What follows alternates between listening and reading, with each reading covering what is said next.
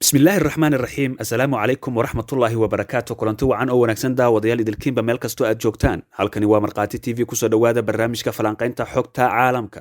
qodobada daawadayaal barnaamijkeena aynu ku eegi doonaa haddii allaha awood leh uu raali ka noqdo waxaa ka mid a ruushka oo laga eriyay saldhiggii ciidan ee uu ka dhisanayay waddanka Suudaan xog iyo macluumaad arrintan ku saabsan ayaan idin haynaa sidoo kale barnaamijka daawadayaal waxaan idinkugu soo gudbin doonaa xog dheeraad ah oo ku saabsan wadahadallada u socda Iiraan iyo Mareykanka iyo wararkii ugu dambeeyay howlgallada culus ee ciidamada Turkiga ka wadaan waqooyiga waddanka Ciraaq mar kale daawadayaal soo dhawaada waa hagaag aynu ku bilaawno dowladda Ruushka ayaa loogu baaqay in ay ka huleelaan saldhig military oo ay ka dhisan lahaayeen dekedda Port Sudan dowladda Suudaan ayaa ka codsatay dowladda Ruushka in ay qalabkooda military ka daadgureystaan saldhig ay ciidanka badda Russia ka dhisan lahaayeen dekedda Port Sudan ee kaabiga ku haysa badda cas toddobaadyadii la soo dhaafay waxaa soo baxay warar ku aadan in la hakiyay heshiis u dhexeeyay labada dowladood oo lagu dhisi lahaa saldhig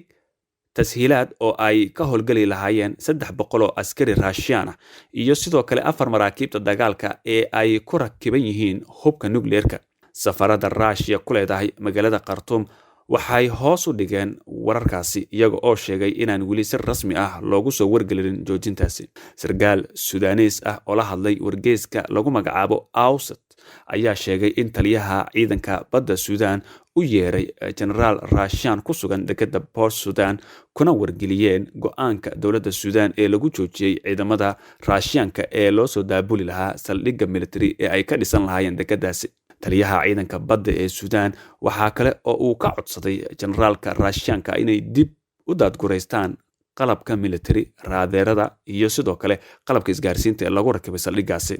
wargeyska Awsat waxa kale oo uu qoray in markab dagaal oo ay leeyihiin ciidanka Russia oo jumcihii hore ku soo xirtay dekedda Port Sudan si loogu raro qalabka military ee u yaala dekeddaasi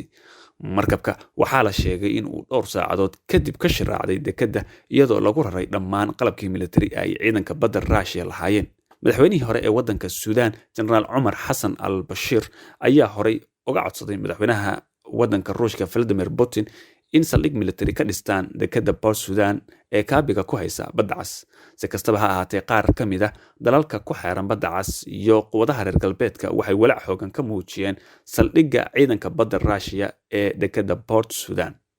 weli daawadayaal barnaamijka falanqaynta xogta caalamka ayaad la socotaan marqaati TV ayuu idinkaga imaanayaa meel walba joogtaan waqti wanaagsan ayaan idin leenahay markana bal aynu eegno Iiraan ayaa shaaca ka qaaday in laba qabyo oo heshiis la gaaray intii ay socdeen wadahadaladii aan tooska ahayn ee Vienna ay la gashay Mareykanka kuna saabsan sonoleynta heshiiska nuclearka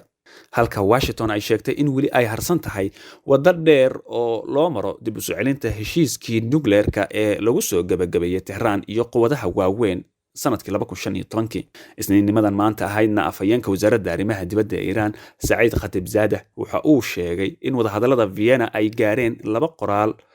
oo heshiisa ilaa iyo hadda arintani marxaladda ay ku jirtana waxay u baahan tahay buu yiri saxnaan sare iyo in feejignaan dheer laga muujiyo Saadeh wuxuu intaasi ku daray in isfaham la gaari lahaa bil ka hor haddii Washington ay diyaar u tahay in ay qaado dhammaan cunaqabateynta qaab wax ku ool ahna u qaado isaga oo sharaxaya in isfahamka Vienna uu ku saleysnaa aqbalaadda qaadista cunaqabateynta isagoo xusay in khilaafku uu diradda saarayo tirooyinka qaar iyo hay-adaha ku jira liiska cunaqabateynta Mareykanka axadiina madaxweynaha Iiraan Xasan Ruuxaani wuxuu filayay guul muhiim ah toddobaadyada soo socda ee la xiriira cunaqabateynta saaran waddankiisa isla mar ahaantana Abbas Araji oo ah kaaliyaha wasiirka arrimaha dibadda Iiraan sidoo kalena ah madaxa wadaxaajoodka Iiraan wuxuu sheegay in wadahadallada Vienna oo bilowday bil ka hor ayna ka qayb galeen dhammaan dhinacyada heshiiska nuclearka ay gaareen heer bislaansho ah oo arrimahan ku saabsan waxa uu intaasi ku daray in la isku raacay in la tirtiro liiska shakhsiyaadka iyo hay'adaha ku xiran cunaqabateynta Mareykanka sidoo kalena waxa la isku raacay in cunaqabateynta laga qaado qaybaha sida tamarta maaliyadda iyo dekedaha dhinacyada heshiiska nuclearka ayaa soo gabagabeeyay kulan ay ku yeesheen caasimadda Austria Sabtidii heerka kaaliyaha wasiirada arrimaha dibadda iyagoo ogolaaday in la qabto kulan cusub 7 bisha May waxaana ay rajo wanaagsan ka muujiyeen in Ruushka iyo Iiraan ay wadahadallada ay ku sii socon doonaan wadada saxda ah dhinaca kalena la taliyaha amniga qaranka Mareykanka Jake Sullivan wuxuu sheegay shalayto oo axad ahayd in Washington aysan weli heshiis ku gaarin magaalada Vienna ayna jiraan masaafo ay tahay in loo safro si looga gudbo caqabadaha. Sullivan wuxuu intaasi ku daray in diblomaasiyiintu ay sii wadi doonaan shaqadooda toddobaadyada soo socda si wadajir ahna loogu soo celiyo heshiiska iyo horumarka. dhanka kalena wakiilka Ruushka Mikhail wuxuu sheegay in wadahadallada ay ku socdaan jihada saxda ah laakiin wuxuu meesha ka saaray in hadda wax guul ah laga gaarayo. dhinaca kalena afhayeenka wasaaradda arrimaha dibadda ee Iran Saeed Khatibzadeh waxa uu beeniyey inuu jiro heshiis isweydaarsiga maxaabiista ee Washington xilli maanta warbaahinta la hadlay. wakaaladda wararka rasmiga ah ee Iran ayaa soo xigatay isaga oo leh arrinta maxaabiistu weligeedba waxa ay ku jirtaa ajandaha Iran iyadoona loo eegin arrimaha lagu soo qaaday wadahadallada nuclearka.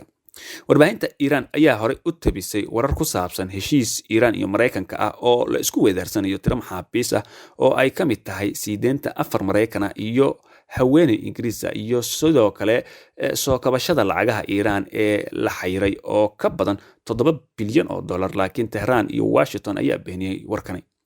inkasta oo wakaaladda wararka Reuters ay soo xiganayso wakiilka Iran u fadhiya qaramada midoobay Majid Takht Rawanchi oo sheegaya in warbixinta telefishinka dowladda Iran ee ku saabsan heshiiska isdhaafsiga maxaabiista aan la xaqiijin karin. afhayeenka wasaaradda arrimaha dibadda ee Mareykanka Ned Price ayaa xaqiijiyay in wararka ku saabsan heshiiska Iran lala galay ay yihiin kuwo aan run ahayn. si kastaba ha noqotee wakaaladda wararka ah ee AP ayaa soo warisay iyada oo soo xiganaysa ilo ay ku tilmaantay tii ugu horeysay inay jiraan wadahadallo firfircoon oo dardar ku socda u dhexeeya Iran iyo Mareykanka kuna saabsan siideenta maxaabiista labada dhinac. ugu dambeynna haddii aynu eegno ciidamada Turkiga ayaa aad u xoojiyay howlgallada ka dhanka ah ee kooxda PKK iyo ciddi taageertaba kuwaas oo si xoogan uga soconaya waqooyiga waddanka Ciraaq. wasaaradda difaaca ee waddanka Turkiga waxa ay sheegtay in howlgalladaasi ay ku burburiyeen saanado badan oo ay lahaayeen ciidamada PKK. sidoo kalena waxa wasaaraddu ay xaqiijisay in guulo waaweyn laga gaaray cagtana la mariyay baro waaweyn oo ay ku dhumaalaysan jireen kooxdani. afhayeen u hadlay wasaaradda difaaca Turkiga ayaa sidoo kale waxa uu sheegay in howlgallada ay yihiin kuwo u socda sidii loogu talagalay isla markaana maalmaha soo aadan guulo waaweyn laga gaari doono oo ka badan kuwa hadda la gaaray. dowladda Turkiga ayaa go'aansatay in gabi ahaanba la ciribtiro PKK iyada oo howlgallo ballaaran ku qaaday dhanka waqooyiga waddanka Ciraaq. sidoo kalena waxaa la soo bandhigay muuqaallo la xiriira howlgallada loo yaqaano Claw Lighting iyo sidoo kale Claw Thunderbolt oo waqooyiga Ciraaq ka socda. guud ahaan daawadaan inta aynu kusoo gabagabaynaynaa barnaamijka falanqaynta xogta caalamka. intaynu barnaamijkan mid lamida ku kulmi doonno nabadgelyo. assalaamu calaykum waraxmatullaahi wabarakaatu.